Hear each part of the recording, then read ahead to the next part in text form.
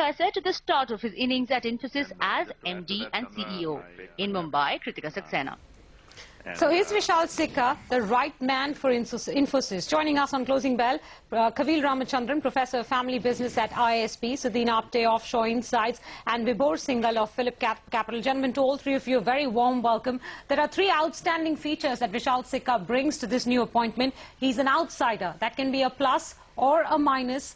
He comes with a clean slate. We've seen several senior management executives leave Infosys. The co-founders will also be exiting over the course of the next 12 to 18 months. That again is a plus or a minus. And he's an innovator and a technologist. Again, that can be a plus or a minus, given that a services business can run differently. So there, do you add these up as three positives or three negatives?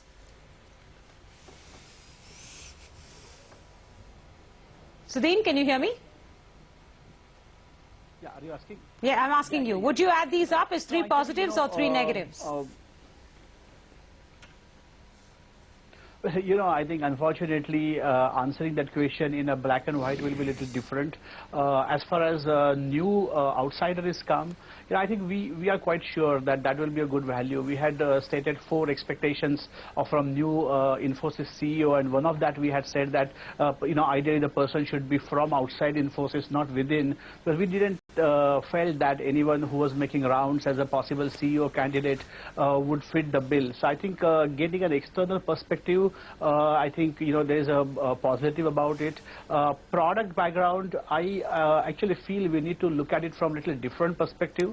The world is no more services, product or software, hardware and networking type broken. I think clients' expectation from information technology is drastically changing. They're looking for far more flexible, agile, business-led solutions. So solutions is an important word which stays somewhere in between software and services. Majority of the product companies worldwide are getting softer and agile, and most of services companies, be it Infosys or Accenture, are trying to get to more reuse, solution, platform type of approach. So on that background, I think he surely has a good pedigree to handle this new world which is evolving. However, his lack of experience of managing a $8 billion company, handling a workforce of a 2 lakh odd people that Infosys has, never managed a P&L of 8 billion plus, are surely some of the challenges. Now, I'm not discounting his credentials, but surely he has ingredients to meet tomorrow's world. But I think experience is something which we'll have to wait and watch and see how it evolves. Vibhor, I think the question most investors are asking is, does this make you more optimistic about where the stock is headed? Of course, based on where the company is headed. I would say it's too early to take a call on whether it is optimistic or a negative development for the company. I mean, it definitely is positive in the sense that the ambiguity surrounding who would be succeeding Mr. Shibulal is definitely over now, and we now know that who is the person who will be at the helm. And but how does the market take it, and how will Mr. Sikka perform, and how will the eventually the evolution of the company go ahead? I think it's too early to take a call. So I think people would still be treading cautious on the stock from an investment perspective as to how things pan out. All right. I do want to ask both of you gentlemen what you expect his first few steps will be. But before I do that, Professor Ramachandran, what has the history of Indian business told you about how Indian companies do with external CEOs? This is a very well-studied, sort of succession strategy across the world. Are Indian companies more likely to succeed with CEOs from within, a la Chanda Kochar, or CEOs outside, a la, Mr. Sikka? My take is that there are 2 dimensions. It's not a standard thing. It depends on the context. If the company has been smoothly sailing, then typically an internal candidate with a vision to take the company to the next level is the ideal person. Whereas if the company is not doing so well, and if you need somebody to give a shake-up, and somebody has to come and move the organization to the next level of next orbit of growth, then certainly somebody from outside will be the right person. But let me add that the outsider should be somebody who has a lot of understanding of the organization or respect for the organization, some sort of a match with the value systems of the organization. Somebody who comes and admits that the company has a lot of strengths, but it needs some shake-up. I would say that from that angle, the selection of Mr. Sikka is the right one. Professor Ramachandran, what's your view on a foreign CEO? And I say foreign because he's mostly run companies outside of India or worked in companies outside of India or launched his own startups outside of India, taking over a global Indian organization, but an Indian organization nonetheless. Well, there is going to be a lot of challenge. It's not going to be easy unless his Indianness is still there. I mean, I think there are two dimensions to that. One dimension is to what extent he understands the way Infosys has been working. Infosys' culture, the values, the practices. I think that's the major thing. The second dimension is his own understanding of the global market. So let me add one more thing, is that the current departure of a number of the top executives, I would say, is a positive signal, because he doesn't have the sort of resistance or the liabilities of the past. And Infosys has always had a deep, deep network of executives. So the middle level, which is growing to go up to the senior level now, with the seniors, some of the seniors leaving, will give Sikka an opportunity to work with them.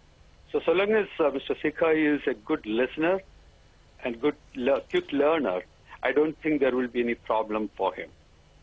So, Sudin, would you share that view? Because there's a concern that there could be some more attrition now, and while some of the past attrition could have been planned, at some point that would hurt the company.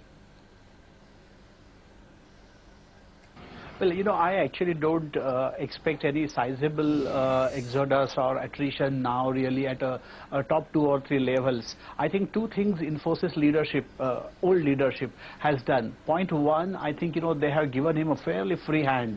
There is no chairman. Mr. Murthy said he is just emeritus and just a title. Mr. Kamath is going to be non-executive chairman. So really they have given him a free hand in terms of managing the operations and business of organization. And point number two, I am actually personally surely convinced that they have done a fair amount of cleanup for him to take over and run it smoothly. So those who were not in line with this decision, we already have seen them going, whether it's a BG or whosoever. So I think they have now cleaned up. So I really don't expect a larger turmoil in the company. Hope that stability will come in.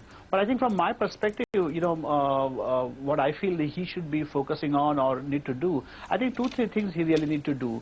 Point one, he need to stabilize organization, especially sales and marketing side has taken a big hit. Investments in that area have been very low. He need to scale that up and stabilize company. Point two, he need to reinstill client confidence.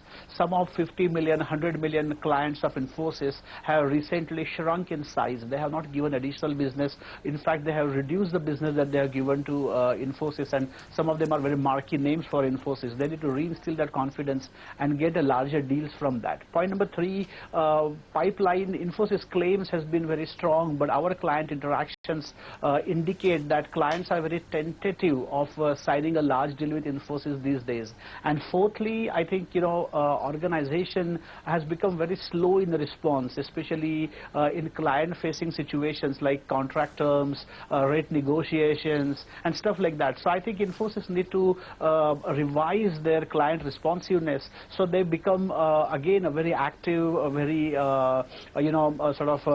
energetic organization for the growth. They need to really think about some of those points as the first initial steps that Dr. Sikka should take.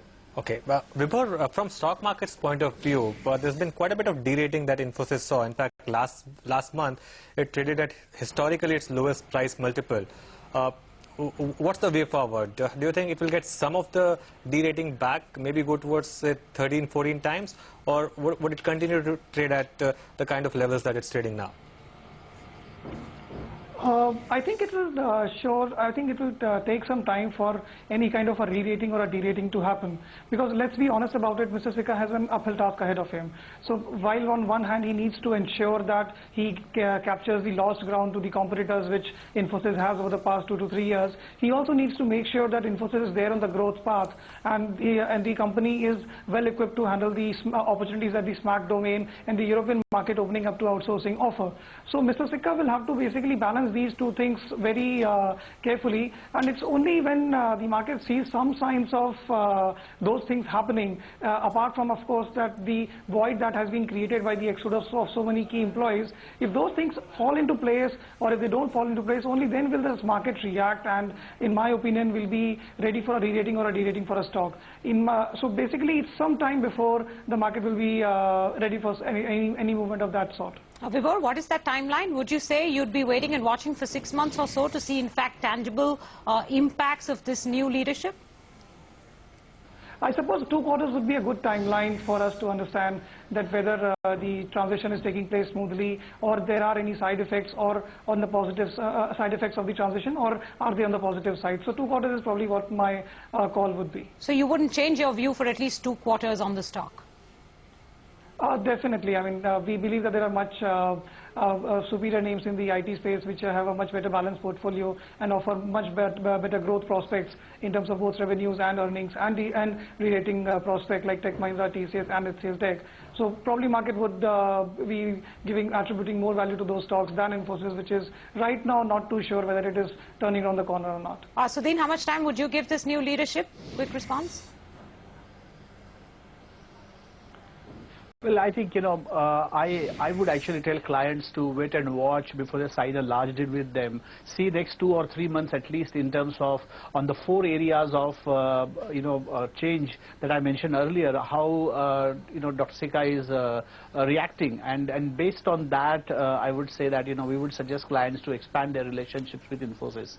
Professor Ramachandran, 3 to 4 months. 3 to 4 months. Professor Ramachandran, you'd be judging the success of this new leadership over the next 3 to 4 months, 6 months, a year? I would think that he would take about 6 months for 3 reasons. One is that he has to understand the organization a little bit.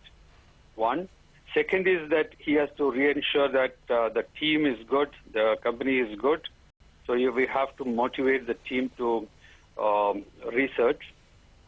Yet another dimension is that he should probably start setting up some innovation, motivational initiatives, excitement initiatives in the organization. And within the 6 months, towards the end of the 6 months, I would expect him to announce some acquisition.